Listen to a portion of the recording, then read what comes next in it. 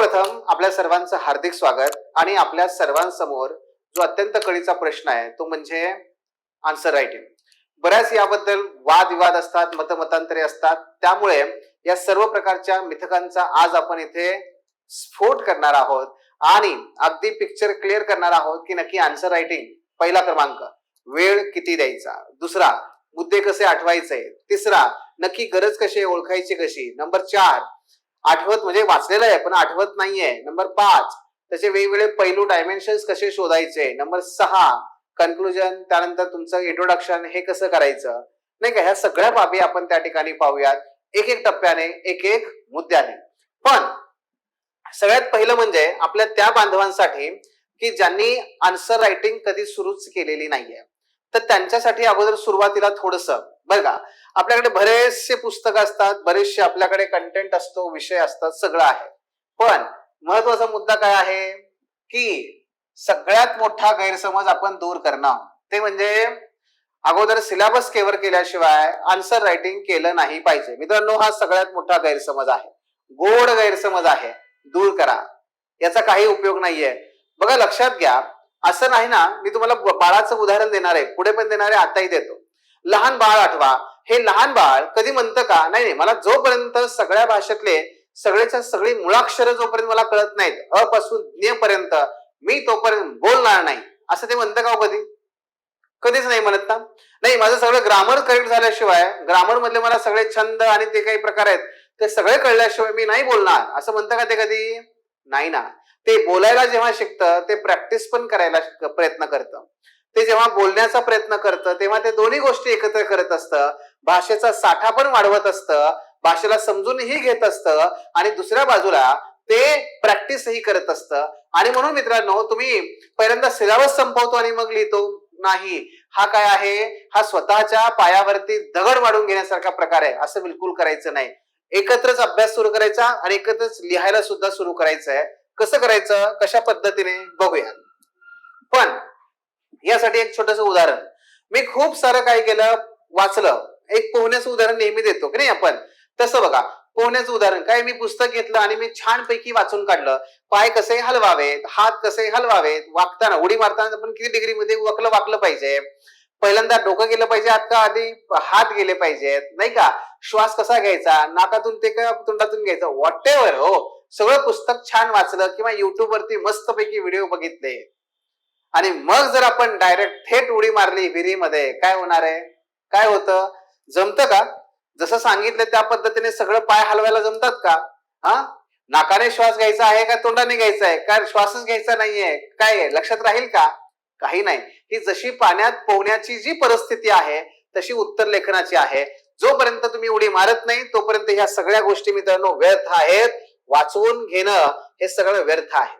आणि म्हणून बघा, उत्तर लेखन हे सगळ्यात महत्वाचा घटक आहे. तो म्हणजे काय की ह्या ज्या 10 ते 12 मिनिटांमध्ये आपल्याला काय करायचंय, सगळ्यात महत्वाचं आहे आपल्याला समजून घ्यायचंय की नक्की परीक्षकाला काय पाहिजे. हे बघा, लक्षात घ्या, समजा तुमचं दुकान आहे आणि तुमच्या दुकानामध्ये बऱ्याचशा वस्तू आहेत. तुमचं किराणा मालाचं दुकान आहे, लक्षात घ्या, तुमचं किराणा मालाचं दुकान आहे. त्या दुकानामध्ये भरपूर साऱ्या वस्तू आहेत. एक ग्राहक आला आणि ग्राहक म्हणाला की काका मला ना एक टूथपेस्ट द्या, आणि तुम्ही त्याला म्हणताय टूथपेस्ट पाहिजे, एक काम करा, हे माझ्याकडे बघा वेगवेगळ्या कंपनीचे टूथब्रश आहेत, कुठला टूथब्रश देऊ? तो म्हणतो काका टूथब्रश नकोय, टूथपेस्ट द्या. हो हो बरोबर आहे, तुमचं टूथपेस्टच द्यायचे आहे, पण हे ब्रश आहेत वेगवेगळ्या प्रकारचे, माझ्याकडे हे ब्रश आहेत, यातला घ्या ना तुम्ही एखादा. अहो, तुमच्याकडे काय आहे काय नाहीये, मला काय गरजेचं आहे, मला जे हवंय ते देताय का जाऊ मी पुढच्या दुकानात? कळलं? तसंच आहे परीक्षक, त्या परीक्षकाला काय पाहिजे हे तुम्हाला द्यावं लागेल. तुमच्याकडे जे आहे ते त्याला देऊ नका.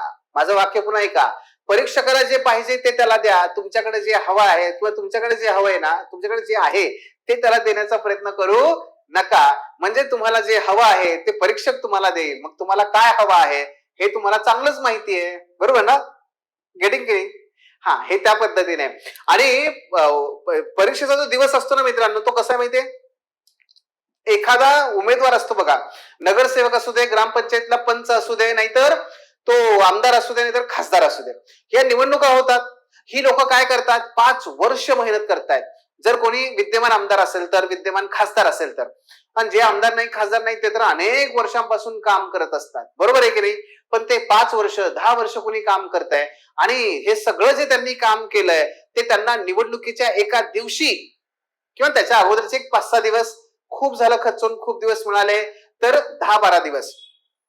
मित्रांनो, या 10-12 दिवसामध्ये आपली मेन्स किती दिवसांची असते? 5 दिवसांची असते. जनरली आचारसंहिता लागते आणि त्यानंतर आपल्या निवडणुकीला काळ किती मिळतो? 5 दिवसांचा. मित्रांनो, तुम्ही जे जे काही काम केले 5 ते 10 वर्षामध्ये ते सगळं तुम्हाला मतदारांपर्यंत 5 ते 10 दिवसातच सांगायचं असतं. मेनली शेवटच्या 5 दिवसामध्ये तुम्ही जेवढं मतदारांपर्यंत जाल, जेवढं चांगल्या पद्धतीने त्याला समजावून सांगाल की बाबा रे, गेल्या 2 वर्षापूर्वी पूर आला होता तेव्हा मी तुला ब्लँकेट दिलेले आहेत आणि तुम्ही काका लक्षात घ्या, जेव्हा तुमच्या पोराचं ऍडमिशनचं हे होतं, अडचण होती, मी आलोय तुमच्यासोबत ते सर्टिफिकेट द्यायला. हे सांगावं लागेल, आठवण करून द्यावं लागेल. त्या 5 दिवसामध्ये जेवढं चांगलं सांगू शकाल, मतदार तुम्हाला लक्षात ठेवतील आणि तुम्ही निवडून याल. आपली परीक्षा पण तशीच आहे. या परीक्षेमध्ये सुद्धा तुम्हाला त्या 5 दिवसामध्ये तुम्ही जी जी काही मेहनत केलेली आहे 1, 2, 3 वर्षामध्ये ती सगळी सांगायची आहे. त्यात जर तुम्ही फेल, मागचे 5 वर्ष फेल. त्यात जर तुम्ही यशस्वी, तर तुम्ही कायमस्वरूपी यशस्वी. फरक कळतोय? आणि हे लक्षात घ्या. ओके. आणि म्हणून बघा, परीक्षकाला काय पाहिजे हे सांगायचंय तुम्हाला फक्त 5 दिवसामध्ये. हे वास्तव समजून घ्या. निवडणुकीचं उदाहरण मी तुम्हाला तिथे दिलेलं आहे. आणि म्हणून आपली जी परीक्षा आहे, कुठलं वास्तव लक्षात घ्या, आपलं पुढचं वास्तव आहे ते म्हणजे युपीएससी असेल, एमपीएससी असेल, हे फक्त नॉलेजचं नाहीये, तर तुमच्या वे ऑफ कम्युनिकेशनची एक्झाम आहे. नॉलेजची नाहीये, हे लिहून ठेवा. ते म्हणजे तुम्हाला किती ज्ञान आहे. एखादा व्यक्ती हा प्रकांड पंडित आहे, त्याने प्रचंड पुस्तकं वाचलेली आहेत, पण लिहायचं 150 शब्दात आहे. आताच मला कोणते सांगितलं, सर वेळेत जमत नाही, सर शब्दामध्ये मांडता येत नाही, सर त्या वेळेस तिथे आठवत नाही. हो, कारण का मी भरपूर वाचलेलं आहे हो, पण मला परीक्षेची गरज काय? 150 शब्द 7 मिनिटं तेवढ्यातच मला लिहायचं, तेही त्याला जे पाहिजे तेवढंच. आणि म्हणून लक्षात घ्या की जेव्हा एखादा डिबेट करणारा कॉलेजमध्ये विद्यार्थी असतो, तुम्ही बघितले असतील तुमच्या कॉलेजमध्ये डिबेट्स, त्या डिबेटमध्ये त्याला दिलेला असतो वेळ. 4 मिनिटात बेटा काय कर, महिला सक्षमीकरण का चुकीचं आहे हे सांग. त्याला असं सांगता आलं पाहिजे. आणि त्याच वेळी त्याला हे सांगितलं की 4 मिनिटामध्ये आता तू हे पण सांग की महिला सक्षमीकरण का गरजेचं आहे. मुद्दा हा नाहीये, त्याला काही माहित नाहीये. मुद्दा हा आहे तर 4 मिनिटात मांडायचं कसं, कम्युनिकेशन.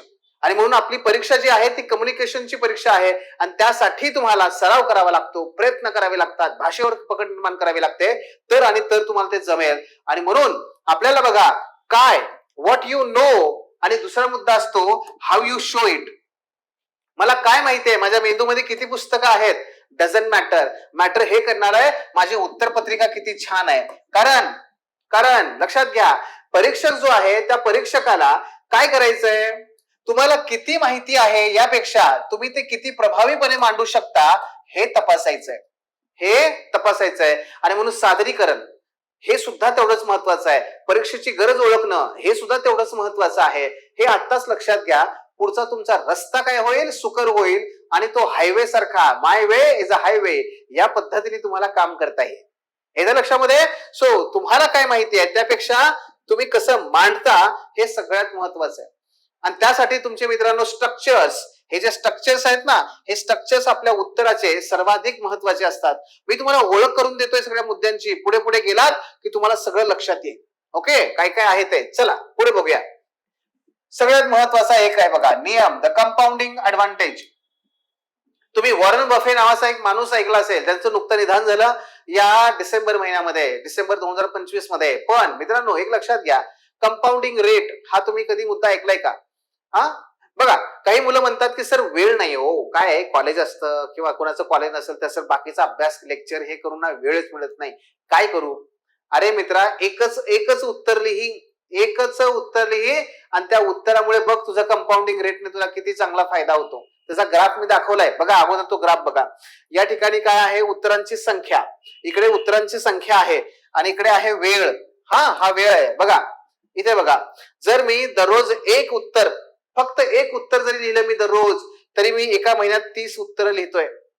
तेच मी जर 6 महिने लिहिलं तर 180 दिवस आणि 180 उत्तर माझे लिहून होत आहेत. आणि तेच मी कंटिन्यू ठेवलं तर 1 वर्षामध्ये 365 दिवस मी उत्तर काय करतोय, लिहित जातोय. पण तुम्ही म्हणाल की सर याच्यामध्ये कंपाऊंडिंग काय आहे? नाही नाही, कंपाऊंडिंग मी पुढे सांगायचंय. आणि ते म्हणजे काय की मित्रांनो, जेव्हा तुम्ही एक उत्तर दररोज लिहाल तरी सुद्धा तुम्ही वर्षभरामध्ये 365 उत्तरं लिहिलेली असतील, तुमच्या उत्तरांची संख्या वाढत गेलेली असेल. पहिला फायदा. दुसरा फायदा काय आहे की 1 महिना 30 उत्तरं लिहिली ना की ऑटोमॅटिक आपल्याला कळतं प्रश्नाला कसं डिकोड करायचं, स्ट्रक्चर कसं लिहायचं, कशा प्रकारे कॉन्टेंट मांडायचं आहे, डायग्राम कुठली काढायची आहे, हे कळायला लागलं की पुढे मात्र तुम्हाला वेळ पुरतो, वेळ जास्त लागत नाही. आणि त्यामुळे जर तुम्ही इथे एक प्रश्न लिहिण्यासाठी तुम्हाला अर्धा तास लागत असेल तर इथे मात्र तुम्ही अर्ध्या तासामध्ये 2 उत्तरं लिहू शकता. आणि हाच आहे तो खरा कंपाऊंडिंग रेट. आणि त्यामुळे इथे बघा, हे इथे गेलात, इथे 365 दिवस आणि 365 उत्तर, हे जे दिसतंय ना तुम्हाला ते 365 नसणार. किती असणार माहितीये? ते तिप्पट असेल. इथे गेल्यानंतर तिप्पट आहे, इथे गेल्यानंतर दुप्पट आहे. इथे दुप्पट होईल, 2 पट, आणि इथे 3 पट तुमची उत्तरं जास्त लिहिलेली असतील तुम्ही. का बरं? कारण आपला लिहायला लागणारा वेळ कमी कमी होत जातो आणि त्यामुळे अर्ध्या तासातच आपण उत्तर जास्त लिहायला लागतो. आणि त्यामुळे इथे तुम्ही एका महिन्यात एका दिवसाला 1 लिहाल तर इथे तुम्ही एका दिवसाला 2 लिहाल आणि इथे तुम्ही एका दिवसाला 3 उत्तर लिहिलेली असतील.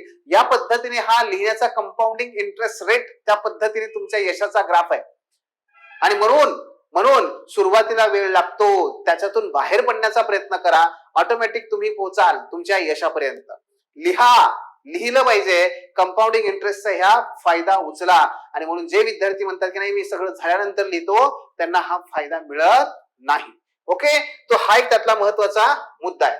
आणि तोच मला सांगायचा आहे, early writing, early gap detection. बघा, बरेचसे विद्यार्थी काय करतात की ते म्हणतात की नाही मी अभ्यास करतोय सर, अगोदर मी सगळं संपवून घेतो. 2 वर्षांचं उदाहरण घ्या. समजा फॉर एक्झाम्पल 2 वर्षातले 1 वर्ष 9 महिने हे विद्यार्थी काय करतात माहितीये? फक्त वाचतात, नोट्स तयार करतात. शेवटच्या 30 दिवसामध्ये परीक्षा आता आली आहे की काय करतात, हे शेवटच्या 90 दिवसामध्ये परीक्षा आता आली आहे की लिहायला बसा. पण 1 वर्ष 9 महिने काय केलं? नुसतं वाचलंय. आता शेवटच्या 3 महिन्यामध्ये लिहायला बसले. काय होईल? तुमच्यामध्ये एक अभ्यासामध्ये काय काय चुका आहेत, काय काय नाहीये, हे सगळं तुम्हाला शेवटच्या 3 महिन्यामध्ये कळेल, जे कळायला पाहिजे पहिल्या 3 महिन्यात. का बरं? याचा फायदा तोटा कसा असतो बघा. जर तुम्ही सगळ्यात शेवटी लिहायला लागला तिथे आणि तुम्हाला काय होईल, तुम्हाला त्या ठिकाणी फार उशिरा तुमच्या चुका कळायला लागतील. आणि ज्या चुका कळायला लागतील त्या दुरुस्त करण्यासाठी तुमच्याकडे वेळच नसेल. मग अशा वेळेस करून करणार काय आपण पुढे? कारण आपल्याकडे वेळच नाहीये. काय नाही, शेवटी काय होतो? ब्लास्ट. म्हणजे काय? अपयश. पण जर हेच तुम्ही सुरुवातीला लिहिलं तर काय होईल? तुम्हाला लवकरात लवकर तुमचे गॅप कळतील. गॅप जर अर्ली स्टेज मध्ये कळले, पहिल्या 3 महिन्यात कळले, तर पुढचे जवळपास आणखी 1 वर्ष 9 महिना तुमच्याकडे ते गॅप दूर करण्यासाठी असतील. मुद्दा कळतोय का? ते पुढचे तेवढे दिवस तुम्हाला मिळतील. आणि म्हणून अर्ली स्टार्ट हे करणं हे फार गरजेचं आहे. फार मोठा फायदा त्याच्यातून आपल्याला मिळत असतो. सो गॅप डिटेक्शन हे यासाठी आहे. आणि म्हणून आपल्या ह्या वेबिनारचं टायटलच आहे, डे 1 पासून का लिहावं, त्याचं हे कारण आहे. गेटिंग? सो हा त्यातला महत्वाचा मुद्दा. पुढे काही महत्वाचे मिथ आहेत. आपण ते मिथ, गैरसमज आपण त्या ठिकाणी दूर करूया. पहिला काय गैरसमज आहे? The syllabus ocean. म्हणजे काय हो? म्हणजे असं की जोपर्यंत माझा सिलेबस संपत नाही तोपर्यंत मी लिहिणार नाही. काय? 99% सिलेबस कंप्लीट झाला की मी लिहीन. असं कधी होत नाही, कारण एमपीएससी आणि युपीएससीचा सिलेबस हा कधीच संपत नाही. हा एखाद्या महासागरासारखा आहे. तुम्ही कधीच संपवू शकत नाही. टॉपर झालेला या वर्षीचा नाही तर आणखी 10 वर्षापूर्वीचा असू दे, त्या टॉपर झालेला मित्राला किंवा मैत्रिणीला जाऊन विचारा की तुझा सगळा 100% तू सिलेबस कव्हर केला होतास का? मी तुम्हाला पैज लावून सांगतो, तो तुम्हाला उत्तर देईल नाही. मी परीक्षेपुरतं जे जे गरजेचं आहे अगोदर ते कव्हर केलं, त्याच्यावर कमांड मिळवली आणि मी यशस्वी आहे. हे लक्षात घ्या. त्यामुळे मी बऱ्याच वेळेस माझ्या विद्यार्थ्यांना हे म्हणत असतो की जे पास झालेले नाहीयेत त्यांनी जास्त पुस्तकं वाचलेली असतात आणि जे पास झालेले आहेत तुलनेने त्यांनी कमी पुस्तकं वाचलेली असतात. पण त्यांनी गमक ओळखलेलं असतं की परीक्षेला काय पाहिजे, कमी वाचून पण ते आयएस आहेत आणि जास्त वाचून सुद्धा अनेक लोक त्या ठिकाणी आयएस होऊ शकत नाहीत. त्यामुळे सिलेबसच्या मागे लागू नका. हा पहिला गैरसमज. दुसरा गैरसमज तो म्हणजे द लँग्वेज बॅरियर. भाषेच्या संदर्भात प्रश्न तुम्ही विचारला. भाषा मित्रांनो काय आहे? ती हळूहळू आत्मसात करता येते, विकसित होता येते. गैरसमज काय असतो की माझी भाषा फार कमजोर आहे, मग मी कसं लिहू, मी नाही लिहिणार. अरे बाळा, बाळाचं उदाहरण देतो. लहान मूल कधीच म्हणत नाही जोपर्यंत मला सगळी मुळाक्षरं जमतायत, जोपर्यंत मला सगळं व्याकरण जमत नाही तोपर्यंत मी नाही बोलणार, असं ते कधीच म्हणत नाही. ते बोलायला सुरुवात करतं. त्याच वेळेस काय होतं, त्या दोन प्रोसेस चालतात. एका बाजूला ते भाषाही विकसित करतंय आणि दुसऱ्या बाजूला ते त्याच्यावरती प्रॅक्टिस पण करत असतं. आणि म्हणून ते आ आ बा आ बा बा मा मा असं करत करत करत ते आई अगं दे की मला जेवायला असं म्हणायला लागतं पुन्हा. हा तो प्रकार असतो. आणि त्यामुळे काय, बाळाचं उदाहरण लक्षात घ्या आणि लिहा, चुका आणि त्यातूनच शिका. तिसरा मुद्दा, द कोचिंग इल्युजन म्हणजे काय हो, तिसरा गैरसमज आहे. सुरुवातीचं लेखन करण्यासाठी मला कोचिंग जॉईन केलं पाहिजे का, तर तसं नाहीये. अहो तुम्ही लिहा ना, लिहा आणि तुम्ही तपासून घ्या एखाद्या शिक्षकाकडून, तुमच्या एखाद्या वरिष्ठ मित्राकडून, मोठ्या एखाद्या भावाकडून, बहिणीकडून, किंवा तुम्ही स्वतः सुद्धा करू शकता. असं काही नाहीये तुम्ही डायरेक्ट ते कोचिंग लावलं तरच मी लिहीन, नाही. आता नाहीये ना, अजून तुम्ही लावायचा प्रयत्न करताय किंवा अजून तुम्ही 1 महिन्यानंतर 2 महिन्यानंतर लावणार आहात, त्याच्यानंतर काही हरकत नाहीये. तुम्ही लिहा, लिहायला काही कुणाची गरज नसते. असं काही नाहीये. त्यामुळे कोचिंग लावलं तरच लिहीन असं काही नाहीये.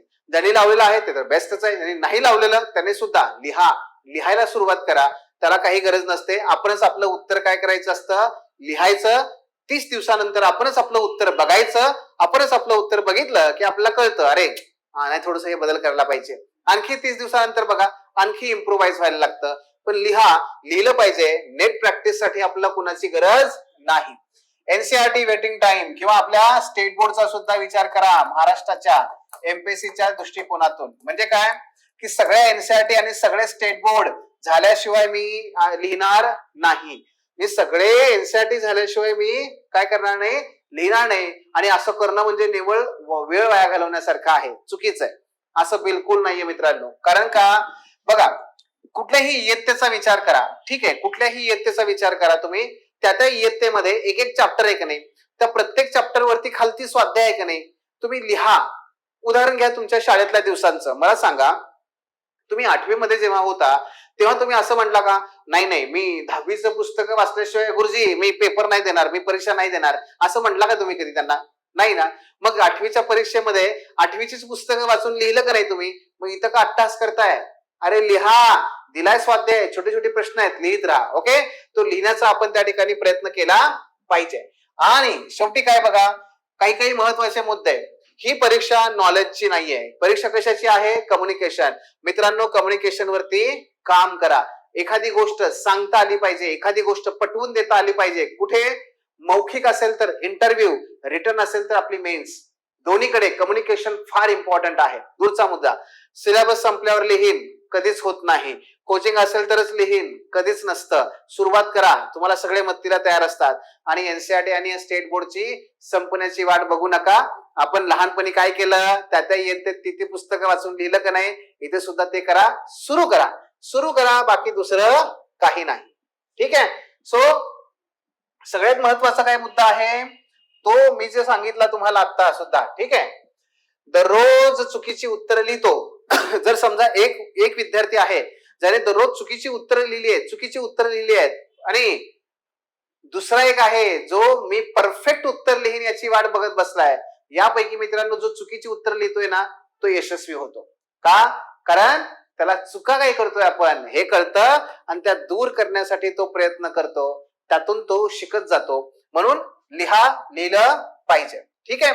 चला, सो या पद्धतीने आपण पुढच्या मुद्द्याकडे जाऊया. आता पुढच्या टप्प्याकडे आपण गेलोय. पुढच्या टप्प्यामध्ये आपल्याला काय करायचंय की नक्की परीक्षेमध्ये उत्तरं लिहायची कशी आहेत. ओके, रचना कशी असली पाहिजे पहिल्या दिवसापासून आपण त्याचा त्या ठिकाणी विचार करूया. ज्ञान पुरेसं नाहीये, दिशा महत्वाची आहे. मी तुम्हाला एक उदाहरण सांगतो बरं का. ते उदाहरण असं आहे की एकदा काय झालं, एका बंदर होतं, मला वाटतं ग्रीस नावाचा देश, आणि त्यांचं एक हे होतं जहाज, मोठं जहाज. आणि ते निघालं, त्याला व्यापार करायचा होता. आणि ते निघालं आणि त्याला जायचं होतं लंडन, इंग्लंडकडे, तिकडे जायचं होतं त्याला. पण मध्ये ते काय झालं, त्या इटली पर्यंत पोहोचलं का नाही तोपर्यंत, जवळच आहे इटली, त्याच्या तिथं पोहोचलं का नाही तोपर्यंत तिथं ते बंद पडलं. आता जहाजावरती माल भरपूर आहे, काय करायचं, गेलं तर पाहिजे, पण जहाज काही त्या ठिकाणी काय झालं, सुरू होईना. ठीक आहे, जहाज सुरू होईना. मग त्या जहाजावरचे जे इंजिनियर्स होते किंवा लोक होते त्यांनी प्रयत्न केले, जमलं नाही. मग त्यांनी काय केलं, इटली मधले जे काही निष्णात लोक आहेत, ठीक आहे, त्या निष्णात इंजिनियर्सना बोलावलं, त्यांना पण ते काही जमलं नाही. आता तो कॅप्टन डोक्याला हात लावून बसला. ज्यांचा माल होता त्यांचे कंटिन्यू त्या ठिकाणी त्यांना पत्र आणि सांगावे यायला लागले, दबाव यायला लागला कंपनीवरती. आता करायचं काय, जहाज तर काही चालूच होईना. आपले इंजिनियर झाले, गावातले इंजिनियर झाले, म्हणजे त्या इटली मधले, करायचं काय. शेवटी बऱ्याच दिवसानंतर जेव्हा हे हतबल झाले, तेव्हा त्या जहाजावरती काम करणारा एक अत्यंत साधा नोकर, जो काही इंजिनियर वगैरे काही नव्हता, ठीक आहे, साधा नोकर, वृद्ध होता बिचारा, तो आला आणि तो म्हणाला की मी प्रयत्न करू का. तो कॅप्टन त्याच्याकडे असा कुत्सिकपणे बघून म्हणाला, अरे काय बेट्या, इथे भले भले आडवे झाले, तिडवे झाले, आणि तू आता काय करणार याच्यामध्ये. तरी तो म्हणाला की नाही, मला एक संधी द्या, बघू, मी प्रयत्न करतो. तो म्हणला, जा कर्जा, जा, काय करायचं बस, जा, बघ काय करतो बघ. काय केलं, तो गेला, त्याच्या हातामध्ये एक हातोडा होता, तो हातोडा घेतला आणि त्याने तो एका ठिकाणी मारला. मारल्या मारल्या त्या ठिकाणी ते जहाजाचं इंजिन सुरू झालं. त्या कॅप्टनला काही कळेना, म्हणजे हे कसं झालं, असं कसं काय, त्याला हसावं, रडावं का, त्याला काय म्हणजे काही कळेना हो, इतका त्याचा त्रास, टेन्शन आणि सगळं. या खुशीमध्ये त्याने त्याला आपलं जाऊन मिठी मारली, फक्त चुंबन घ्यायचं राहिलं होतं, पण मिठी मारली आणि त्याचे आभार त्याने व्यक्त केले, सगळं झालं. तो म्हणला, थँक्यू सो मच बेटा, तुझ्यामुळे, अरे आता हे एवढं नुकसान होणार होतं ना, ते माझं वाचलं. सांग तुला काय पाहिजे, सांग. हा, तो म्हणला, नाही, तुम्ही ठरवा आणि तुम्हीच द्या. आणि मग त्याने त्याला काढले काही डॉलर्स आणि ते तिला त्याच्या हातात दिले. तो म्हणला, नाही, एवढे डॉलर्स नाही. तो म्हणला, मग किती पाहिजेत तुला. तर मला असं असं एवढी रक्कम पाहिजे. अरे म्हणला, तो हे तर एखादा इंजिनियर पण कधी मागत नाही एवढे पैसे. मी जर एखाद्या इंजिनियरने हे जहाज चालू केलं असतं, त्याला जे दिले असते पैसे, त्याच्या 10 पट जास्त पैसे मागतोयस तू, आणि तेही कशाचे, फक्त एक हातोडा मारण्याचे. तो म्हणला, साहेब नाही नाही नाही, चुकताय तुम्ही. तो नोकर म्हणाला, तुम्ही चुकताय, मी एक हातोडा मारण्याचे पैसे मागत नाहीये. मी तो हातोडा नक्की कुठे मारायचा ते जे मला कळलंय, आणि त्यासाठी मी जी हयात घालवलेली आहे, मी माझ्या त्या अनुभवाचे तुम्हाला पैसे मागतोय. कळलं का, लक्षात येतंय. आणि त्यामुळे भारंबार नुसतं लिहित गेलो आपण, त्याला गुण नाहीयेत. नक्की काय लिहायचंय, कुठला पॉइंट कुठे लिहायचा आहे हे कळलं पाहिजे, हातोडा कुठे नक्की मारायचा आहे हे कळलं पाहिजे, आणि ते आपल्या यशाचं गमक आहे. येते लक्षात. त्यामुळे हे लक्षात ठेवा. आणि हे कळणार कसं, त्याला कसं कळलं, त्याने हयात घालवली. आपलं हयात नाही घालवायचे, पण आपल्याला सतत प्रयत्न करत राहायचे, प्रयत्न करत राहा, प्रयत्न करत राहा, अनुभवाल, चुकाल, शिकाल, चुकाल, शिकाल, आणि मग ती योग्य ती जागा कळेल, नक्की कुठला पॉइंट कुठे लिहायचा असतो ते. गेटिंग. सो त्या पद्धतीने ही आहे. आपल्याला आपलं काय करायचंय, या खिळाची आणि या हॅमरची, म्हणजे उदाहरणाची लक्षात घ्यायचं. नुसता हातोडा म्हणजे आपला काय आहे, कंटेंट, खूप सारं वाचन. पण खिळा म्हणजे काय, मूळ प्रश्नाची गरज, आणि ते बघून आपण त्याच्यावरती हातोडा मारला पाहिजे. मग आता प्रश्नाची शरीर रचना किंवा त्याचे सूचक शब्द बघा. काय होतं की प्रश्न, खिळा नक्की कुठे मारायचा आहे हे कळणार कसं, तर त्यासाठी मित्रांनो मस्त दिशादर्शक शब्द, दिशादर्शक शब्द, ज्याला काय म्हणतात, डायरेक्टिव्ह वर्ड्स, दिशादर्शक शब्द असतात. हे कुठे असतात बघा. तुमचा जो प्रश्न आहे ना, त्या प्रश्नाच्या एकतर हे शेवटी असतात, प्रश्नाच्या हे शेवटी शब्द असतात, किंवा हे प्रश्नाच्या सुरुवातीला शब्द असतात, सुरुवातीला किंवा प्रश्नाच्या शेवटी. उदाहरण सांगतो तुम्हाला, तुम्हाला उदाहरण सांगतो. पहिलं सांगतो, हे आपण गांधीजींचं उदाहरण घेऊया. काय, सत्य आणि अहिंसा हे बलवानांचे शस्त्र आहे, चर्चा करा. आता चर्चा करा हे काय झालं, शेवटचा शब्द आहे, तो चर्चा करा शेवटी आला. आलं लक्षात. ओके. आता पुढे बघा. काही वेळेस शब्द सुरुवातीला येतात, सुरुवातीला पण येतात. आता जनरली ते इंग्रजीमध्ये वगैरे आपण बघितलं तर तसं ते करून देतात, काही हरकत नाहीये, पण इथे पण आपण बघूयात. सुरुवातीला जर एखादा प्रश्न आला, आपण गांधीजींचंच पुन्हा उदाहरण घेऊया. ठीक आहे. हा, टीकात्मक परीक्षण करा. पुढील वाक्याचे टीकात्मक परीक्षण करा. आणि वाक्य काय आहे? सत्य आणि अहिंसा हे बलवानांचे शस्त्र आहे. म्हणजे काय केलं? सुरुवातीला त्यांनी टीकात्मक परीक्षण करा कुठलं? पुढील वाक्याचं, आणि वाक्य पुढे दिलं. इंग्लिशमध्ये आपण हे दोन्ही प्रश्न समजावून घेऊयात. बघा, प्रश्न पहिला, truth and non violence are the weapons of mighty people. The weapons of mighty people, बलवानांचं ते शस्त्र आहे. पुढे आलं डिस्कस, पुढे आलं एक्सप्लेन, हा पुढे शब्द गेला. आता तेच सुरुवातीला सांगतो, तो शब्द मी इंग्लिश मध्ये सांगतो. Critically examine the statement of Gandhiji, comma, inverted comma start, the truth and non violence are the weapons of mighty people, full stop, कंस बंद. म्हणजे सुरुवातीला काय आलं? क्रिटिकली एक्झामाइन, आणि पहिल्या याच्यात काय आलं? एक्सप्लेन आणि डिस्कस, हे शेवटी आलं. हे जे असतात ना शब्द, डिस्कस, एक्सप्लेन, क्रिटिकली एक्झामाइन, एक्झामाइन, अनालाइज, त्यानंतर इल्युसिडेट, मीनिंग, हे शब्द तुम्हाला कळले पाहिजे. हे शब्द कळले ना की ऑटोमॅटिक काय होतं? आपल्याला मग आपलं उत्तर नक्की काय लिहायचंय हे कळतं. कारण याच्यानुसार, हे बघा लक्षात घ्या, प्रत्येक उत्तराचा सुरुवात, इंट्रो, मध्यभाग, म्हणजे काय? मेन बॉडी, आणि त्याचा निष्कर्ष, हे जगाला माहिती आहे. हो, उत्तर हे असंच लिहायचं असतं, हे जगाला माहिती आहे, हे जगाला माहिती आहे. पण याची रचना करणं कसं, तर हे डिपेंड असतं. म्हणजे समजा जर तुम्हाला प्रश्न आला चर्चा करा, तर चर्चा करा या प्रश्नामध्ये या तिघांचं जे काही रचना आहे ना ती बदलते. आणि त्याचबरोबर जर तुमचा प्रश्न आला काय? क्रिटिकली एक्झामाइन, टीकात्मक परीक्षण करा, टीकात्मक परीक्षण करा, तर मित्रांनो याची रचना बदलते, याची रचना बदलते.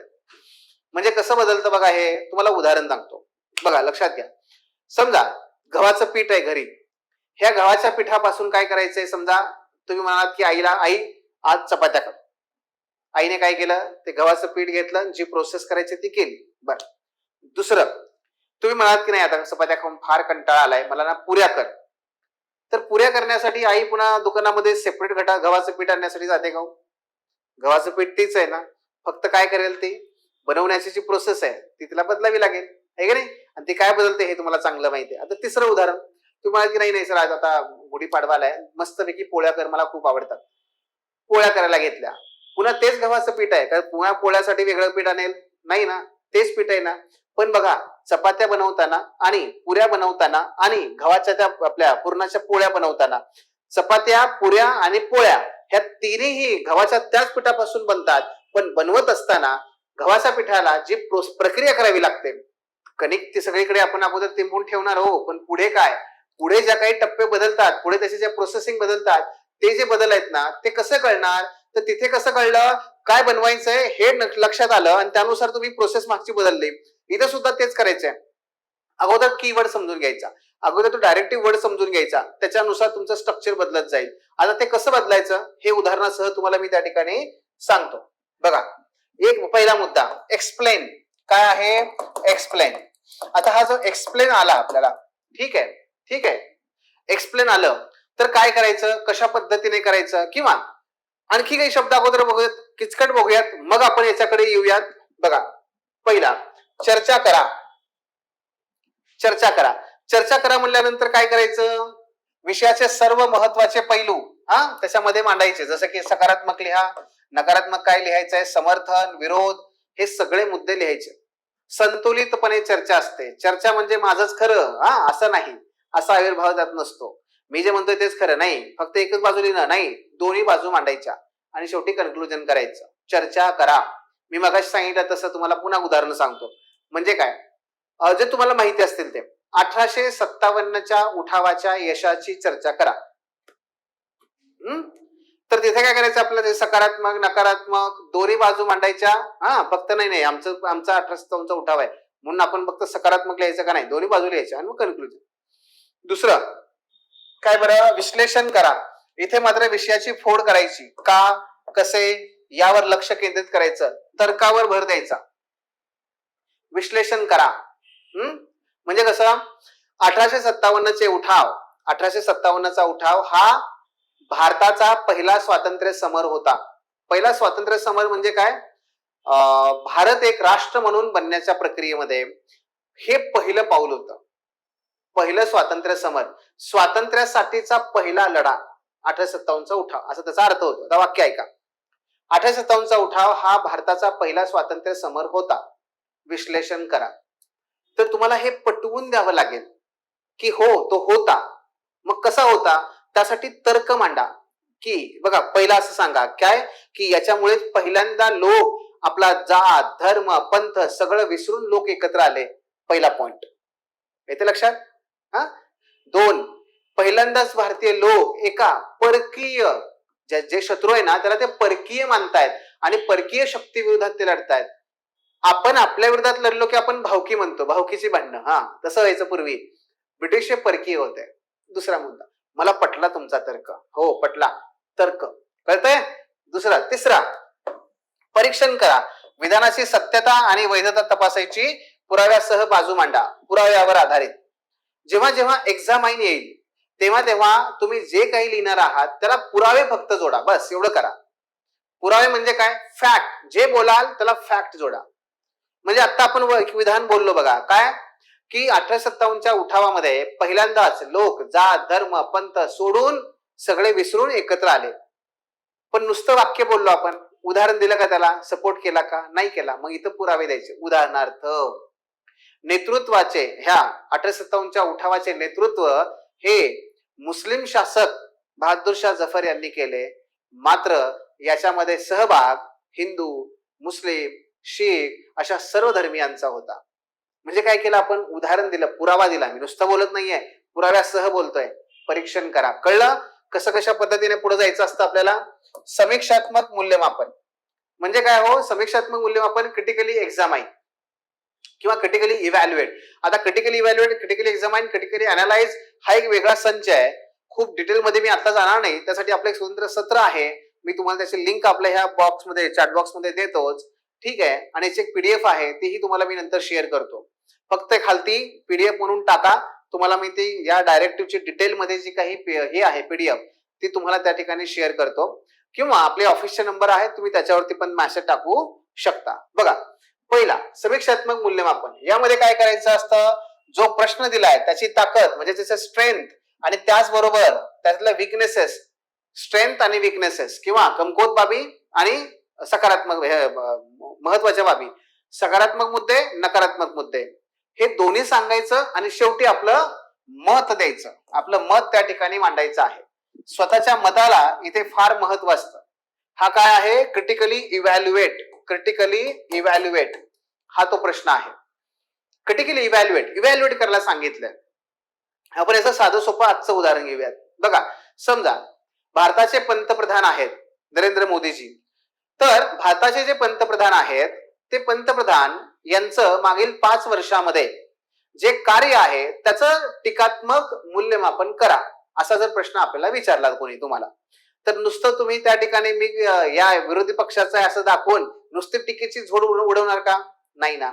आपण काय करणार? टीकात्मक मूल्यमापन मध्ये फुटपट्टी घेणार आणि त्यांना म्हणणार बघा पंतप्रधानांनी या 1 2 3 4 5 या क्षेत्रामध्ये खूप चांगलं काम केलंय, पण पंतप्रधानांनी 1 2 3 4 यामध्ये मात्र काय झालंय? त्यांना अपयश आलेलं आहे. मग फुटपट्टीवर मी मोजलं तर त्यांचं यश हे जास्त आहे आणि अपयश हे तुलनेने कमी आहे. त्यामुळे मी माझं मत आता या ठिकाणी देतो की ते म्हणजे सध्याचे भारताचे पंतप्रधान हे कसे आहेत? हे यशस्वी पंतप्रधान आहेत किंवा त्यांचं हे यश आहे, त्यावरून ते कारकीर्द यशस्वी आहे असं म्हणता येऊ शकतं. व्हॉट एव्हर तुमचं जे मत असेल ते. पण आपण कसं मांडलं याच्यामध्ये आपण काही पक्षपात नाही केला. कदाचित असं होऊ शकतं एखाद्याचं की नाही नकारात्मक मुद्दे जास्त आहेत आणि सकारात्मक मुद्दे कमी आहेत तर ते अयशस्वी आहेत. चालेल, पण फार रेअर मध्ये आपण नकारात्मक उत्तर लिहित असतो. नेहमी उत्तर ही सकारात्मक असतात. त्यामुळे काय म्हणणार आपण? यशच आहे. कळतंय? तो हे आपल्याला त्यात करता येईल. दुसरं, भाष्य करा, टिप्पणी, कॉमेंट भाष्य करा, टिप्पणी करा. विधानाचा अर्थ स्पष्ट करून तुमचं संक्षिप्त पण सखोल मत द्या. कॉमेंट असतं म्हणजे फॉर एक्झाम्पल आताचं उदाहरण घ्या की कुठलंही, आता आपण जसं बघितलं तसं लाडकी बहीण योजना, लाडकी बहीण योजना महिलांच्या सक्षमीकरणासाठी महत्वाचं पाऊल आहे. टिप्पणी करा, कॉमेंट. हा, मग लाडकी बहीण योजना महिलांच्या सक्षमीकरणाचं करण्यासाठीचं महत्वाचं पाऊल आहे. टिप्पणी करा. पहिल्यांदा काय करा, ते वाक्य अगोदर सगळं सांगा की नक्की महिला लाडकी बहीण योजना काय आहे, त्यानंतर ती महिला सक्षमीकरण काय आहे आणि महिला सक्षमीकरणासाठी लाडकी बहीण योजना का महत्वाची आहे, या वाक्याचा अगोदर तुम्ही अर्थ सगळा स्पष्ट करा. केला की त्याच्यानंतर आता तुमचं मत द्यायचंय, संक्षिप्त पण ठाम सखोल. मग आता ते कसं द्यायचं, तर तुम्हाला कदाचित असं करायचं असेल की नाही ही योजना फक्त एक पाऊल आहे, आणखी खूप पावलं टाकणं गरजेचं आहे. ठीक आहे, मग हे मत असेल तुमचं तर त्याला मग पुरावे जोडा. मग त्यासाठी तुम्हाला सांगावं लागेल, ते म्हणजे ही लाडक्या बहिणी योजनेमध्ये हे हे हे हे मर्यादा आहेत आणि त्याच्यामुळे एकूण सक्षमीकरण नाही होणार, म्हणून मला असं म्हणायचंय की हे फक्त एक पाऊल आहे. चालेल, जे काही असेल ते या पद्धतीने मांडा, तुमचं मत द्या. ओके, हे झालं टिप्पणी. उदाहरणांसह स्पष्ट करा. नावातच सांगितले उदाहरणासह. इथे जे जे काही लिहाल त्या प्रत्येक प्रत्येक पॉइंटला उदाहरण दिलं पाहिजे. उदाहरणं 2 ते 3 प्रकारचे असतात. एक, जुनी जे काही ऐतिहासिक काळात घडलेत ती. 2, सध्या घडतायत ती. आणि 3, तुमच्या वैयक्तिक आयुष्यामधली. अशा तिन्ही प्रकारची उदाहरणं देता येतात, पण प्रश्न कसा आहे त्याच्यानुसार हे ठरवावं लागतं. मग यामध्ये काय संकल्पना किंवा सिद्धांत वास्तविक जगातील उदाहरणं देऊन आपल्याला काय करायचा असतो, तो स्पष्ट करायचा असतो. पुन्हा एकदा उदाहरणार्थ मी तुम्हाला प्रश्न देतो ना, याचा उदाहरणार्थ कसा असतो बघा. भारताच्या परराष्ट्र धोरणाची दिशा बदलत आहे. उदाहरणासह स्पष्ट करा. सोदाहरण स्पष्ट करा. इल्युसिडेट. तर मला लिहायचं आहे आता की भारताच्या परराष्ट्र धोरणाची दिशा बदलतीये. उदाहरणार्थ 1, काय, आपण लुक वेस्ट पेक्षा लुक ईस्ट वरती खूप भर देतोय, म्हणून आपण आसियान सारख्या सभेमध्ये महत्व दिलं, त्याच्याकडे आपण करार केला, त्याकडे मुक्त व्यापाराकडे झुकलो. उदाहरणार्थ उदाहरण दिलं. समजतंय? दुसरं उदाहरण काय, पूर्वेकडच्या शेजारील राष्ट्रांशी मैत्रीपूर्ण संबंध प्रस्थापित केले किंवा त्यासाठी अधिक प्रयत्न केले. उदाहरणार्थ हा देश, हा देश, हा देश यांच्यासोबत हा करार, हा करार, हा करार. उदाहरणं द्यावी लागतात. येते लक्षात? सो हा उदाहरणांसहचा मुद्दा असतो. ठीक आहे, त्यानंतर विश्लेषण करा. आपण आत्ताच एक बघितलेलं आहे. ठीक आहे, त्याचं एक प्रत्यक्ष उदाहरण घेऊन तुम्हाला सांगतो. प्रश्न बघा. महाराष्ट्रातील शेतकऱ्यांच्या आत्महत्यांचा, ठीक आहे, महाराष्ट्रातील शेतकऱ्यांच्या आत्महत्याच्या कारणांचं विश्लेषण करा. कारणांचं विश्लेषण करा.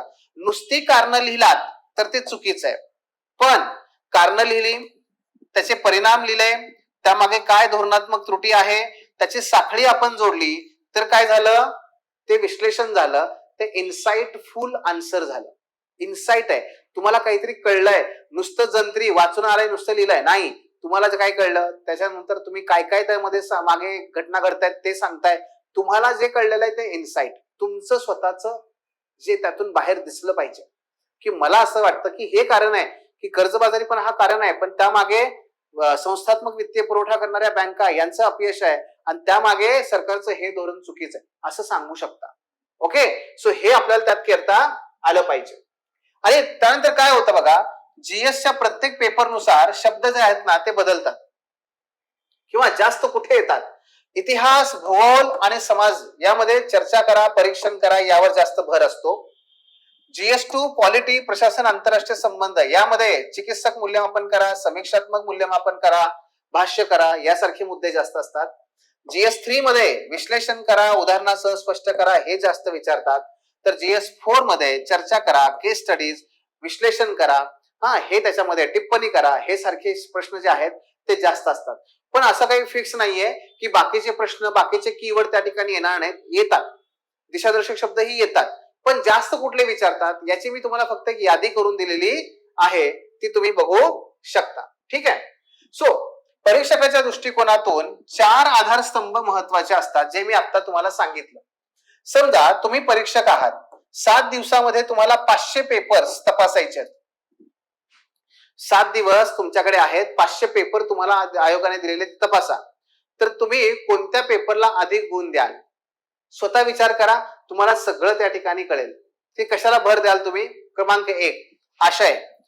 तुम्ही काय लिहिलंय, तुम्हाला काय माहिती आहेच आहे, महत्वाचं आहेच आहे. दुसरं, त्याच्यामध्ये तुम्ही उदाहरणं कशी दिली हे पण त्यात येतं. दुसरं, रचना. तुम्ही मांडता कसं, त्याची प्रस्तावना गाभा, त्याच्यामध्ये जे विचारलंय, डिस्कस विचारलंय, चर्चा करा विचारलंय, का परीक्षण करा विचारलंय, टीकात्मक परीक्षण विचारलंय, विश्लेषण विचारलंय, का टिप्पणी करा विचारलंय, त्याच्यानुसार तुमची रचना बदलते. ती रचना तो बघेल. त्यानंतर भाषा.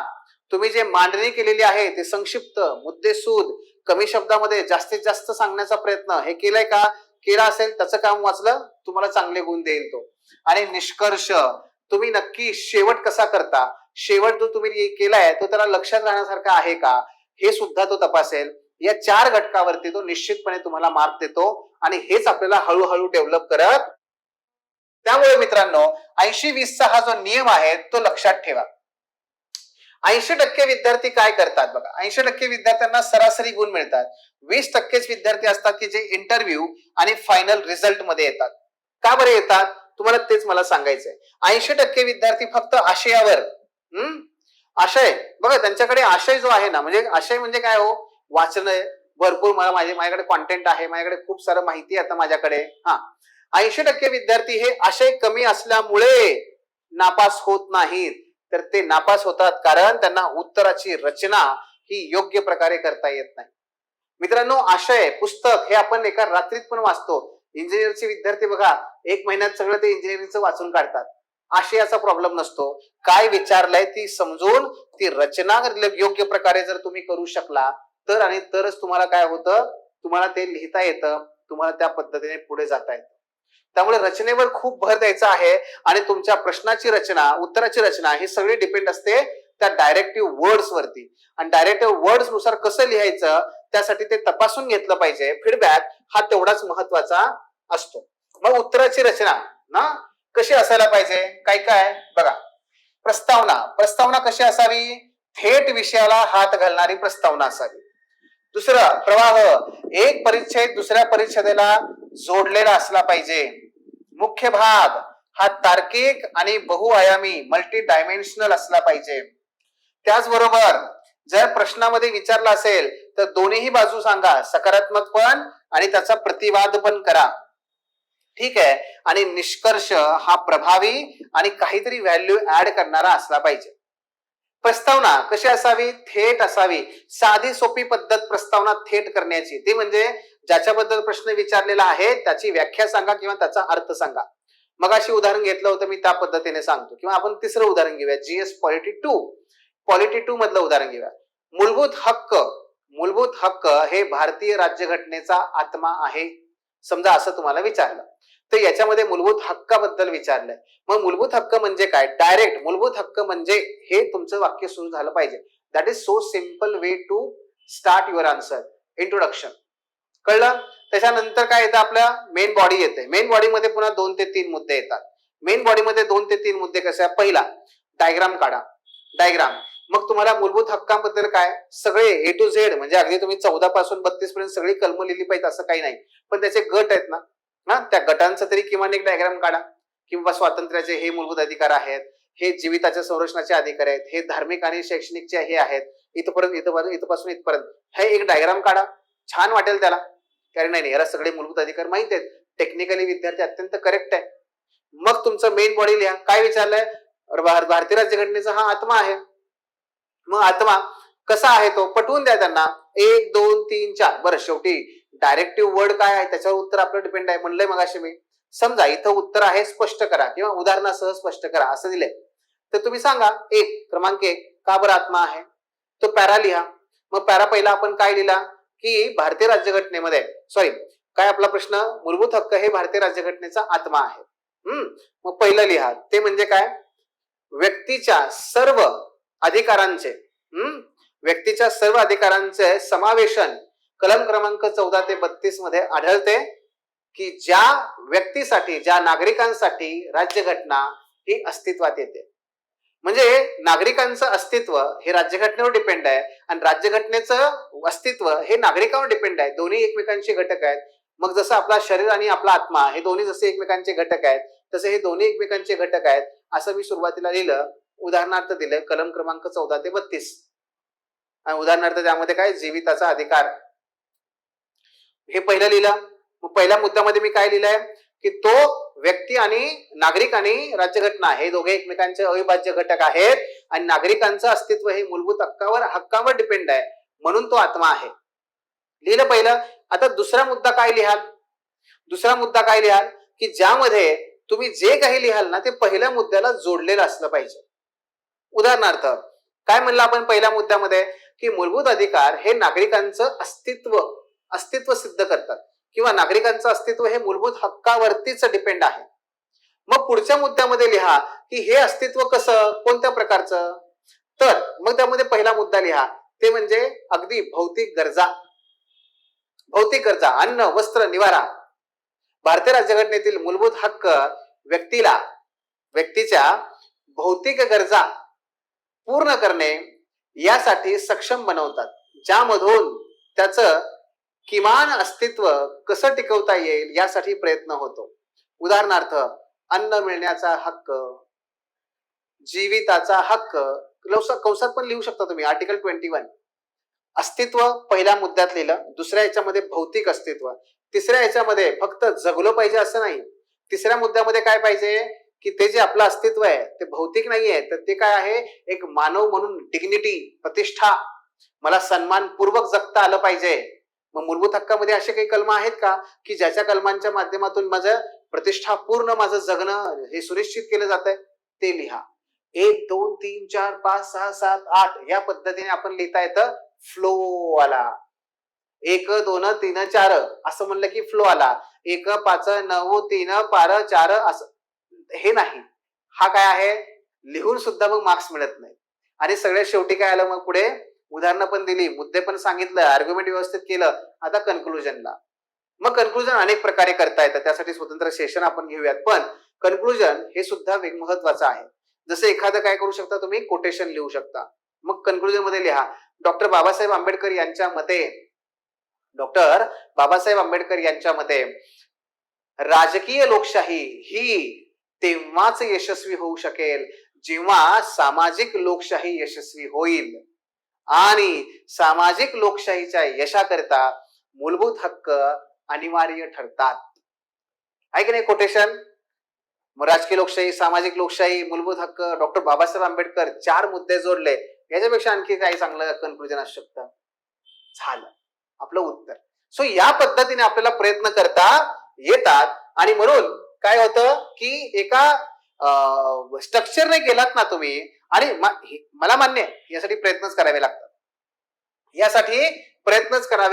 लागतात. आता हे सगळे निष्कर्ष आहेत बघा. या निष्कर्षाबद्दल काय एक उदाहरण दिलंय तुम्हाला मी. निष्कर्ष ज्यामध्ये तुम्ही वे फॉरवर्ड असं लिहू शकता, संतुलित मत देऊ शकता, संविधानातली काही मूल्य ती देऊ शकता, एखादं कोटेशन सांगू शकता. पण हे वेगवेगळे मुद्दे त्यामध्ये आपल्याला सांगता येतात.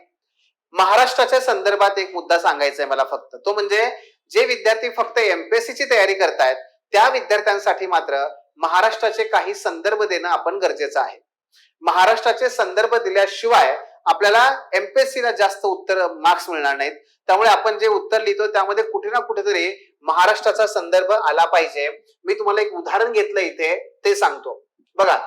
विषय समजा पंचायती राज बद्दल तुम्ही लिहिताय, तर युपीएससी ला कसं असेल, युपीएससी ला तुम्ही 73वी घटना दुरुस्ती लिहिली, राष्ट्रीय आकडेवारी दिली ना, तर महाराष्ट्रामध्ये तुम्ही काय कराल, एमपीएससी मध्ये हे तर लिहाच, प्लस महाराष्ट्रातल्या झेडपी म्हणजे जिल्हा परिषद, ग्रामसभा, तिथले कायदे यांचा उल्लेख करा, उदाहरणामध्ये उल्लेख करा. हे झालं तुमचं एमपीएससीचं आन्सर. दुसरं जल व्यवस्थापन. युपीएससीचं फक्त लिहित असाल तर जलशक्ती अभियान, नदी जोड प्रकल्प हे लिहाच. पण एमपीएससी लिहित असाल तर हे प्लस महाराष्ट्रातली जलयुक्त शिवार मोहीम आहे का नाही, महाराष्ट्रातली जलयुक्त शिवार मोहीम किंवा नाना पाटेकर आणि मकरंद अनासपुरे या दोघांनी जी काही तयार केलेली नाम चळवळ, मग कायला महाराष्ट्राचा फ्लेवर जोडला गेला. आदिवासी प्रश्न असेल समजा, तुम्ही काय करताय, पेसा कायदा, वन हक्क कायदा युपीएससी साठी लिहिताय, पण एमपीएससी साठी हे तर लिहाच, पण प्लस महाराष्ट्र आदिवासी विकास विभागाच्या वेगवेगळ्या योजना त्यांचा कुठेतरी उल्लेख करा, खावटी योजना त्याचा उल्लेख करा. ते केलं की परीक्षकाला कळेल, अरे हा युपीएससीच्या संदर्भात म्हणजे राष्ट्रीय सोबतच याने मध्य प्रदेश सॉरी महाराष्ट्रातली सुद्धा उदाहरणं लिहिली आहेत आणि हे खरंच एमपीएससीचं उत्तर आहे असं वाटेल. महिला सक्षमीकरण, नाबार्ड, राष्ट्रीय ग्रामीण उपजीविका अभियान हे सगळं लिहा. राष्ट्रीय महिला बँक ते लिहा, पण त्याच्यामध्ये काय करा, लाडकी योजना, उमा योजना, लाडकी योजना, त्यानंतर माता रमाबाई आंबेडकर योजना यासारख्या लिहिल्या. एखादं टाका, फार नाहीये, फक्त कसं चेरी ऑन द केक, तरी सुद्धा ते उत्तर त्यांना कसं वाटेल, हे एमपीएससीचं उत्तर आहे हे वाटेल आणि यातून तुम्ही निश्चितपणे यशस्वी होऊ शकाल. तेव्हा मित्रांनो या पद्धतीने आपण गेलं पाहिजे आणि या पद्धतीने जर आपण करत गेलो तर डेफिनेटली आपल्याला कुठल्याही प्रकारे अडचण येणार नाही. समजतंय? सो मला सांगायचं असं आहे की डे 1 पासूनच आता मी तुम्हाला हे सगळं सांगितलंय की नाही, आता तुमचं एकच काम आहे ते म्हणजे लिहा लिहा लिहा लिहा आणि लिहून त्यानुसार पुढे चला. फीडबॅक घ्या, परीक्षकांकडून ते फीडबॅक घेतले पाहिजे. मित्रांनो अशाच पद्धतीने आपल्याला तुम्ही बघितलं असेल तर आमच्या ह्या बॅच मध्ये सुद्धा आम्ही काय करतो, बरेचसे विद्यार्थी त्या ठिकाणी हजर आहेत, त्यांना माहिती आहे की फाउंडेशन बिल्ड करणं, त्या फाउंडेशन स्टेट बोर्ड एनसीईआरटी याच्यामध्ये सुद्धा ते लिहितायत ना, मग ते लिहितायत त्यांना त्या दिवसापासून कॉन्फिडन्स येतोय, हे आम्ही करून घेतो. ठीक आहे. आणि मग त्यानुसार विद्यार्थी काय करतोय, आतापासून लिहितोय तो शेवटपर्यंत त्याचे जे काही 1 वर्ष 2 वर्षाचं टार्गेट आहे त्याच्यानुसार तो तिथपर्यंत लिहिणार आहे. आम्ही कधीही विद्यार्थ्यांना असं म्हणत नाही आपल्या बॅच मध्ये की तू बाबा रे शेवटी लिही, जाऊ दे अगोदर अभ्यास कर मग लिही. नाही, कितीही काम करणारा असू दे, गृहिणी असू दे, कोणी असू दे, आम्ही त्याला लिहायला लावतो कंपल्सरी, कारण लिहिणं फार महत्वाचं आहे. आपल्या बॅचचं हे सर्वात महत्वाचं वैशिष्ट्य आहे. जसं की आणखी काही वैशिष्ट्य आहेत आपल्या बॅचचे, जसे की मेंटॉरिंग, पर्सनल मेंटॉरिंग. मित्रांनो इतर लोक फक्त नावाला लिहितात, हा अनेकापैकी त्यांचं एक वैशिष्ट्य आहे. जसं बरेचसे हॉटेल लिहितात बघा, राईस प्लेट तयार आहे, घरी गेलात म्हणजे त्याच्या हॉटेलमध्ये गेलात तुम्ही, काका पटकन वाढा बरं गरमागरम, तो काय म्हणेल, नाही ना दादा ते जरा वेळ लागेल, थांबायला जमेल का तुम्हाला, तुम्ही त्याला विचारा. आणि बाहेर कशाला लावलाय बोर्ड, राईस प्लेट तयार आहे, नाही हो ते असंच लिहायचं असतं. असंच आहे, बरेचसे कोचिंग फक्त पर्सनल मेंटॉरिंग नावाला बोर्ड लावायचं म्हणून लावतात, पण मेंटॉरिंग काय आहे, कसं आहे, कशा पद्धतीने ते केलं पाहिजे हे फक्त आपण त्या ठिकाणी करत असतो. पर्सनल मेंटॉरिंग आणि हे आपल्या यशामध्ये फार क्रिटिकल रोल प्ले करतं. त्यामुळे मित्रांनो सगळाच अभ्यासक्रम पूर्ण करणं, कंटिन्युअस आन्सर रायटिंग, नोट्स, त्याचबरोबर त्याचा वेगवेगळ्या पद्धतीने प्रिलिम, मेन्स, इंटरव्ह्यू ह्या सगळ्यांची तयारी, हे सगळे मुद्दे आपण विद्यार्थ्यांकडून करून घेत असतो. हे आपल्या बॅचचं सगळ्यात महत्वाचं वैशिष्ट्य आहे. आणि पर्सनल अटेन्शन असतं विद्यार्थी आणि आमचा पर्सनल त्या ठिकाणी कॉन्टॅक्ट असतो प्रत्येक शिक्षकाचा. तर या पद्धतीने आपण ते करतो. ह्या बॅचला तुम्हाला अनुभवून घ्यायचा असेल तर तुम्ही ह्या डेमोस्ट्रेशन मधून ते अनुभवलेलेच आहे. आणखी काही तुमचे प्रश्न असतील तर निश्चितपणे तुम्ही ते विचारू शकता. Thanks for watching. If you found this video valuable, don't forget to like, share and subscribe our channel. The Officer, your personal mentor.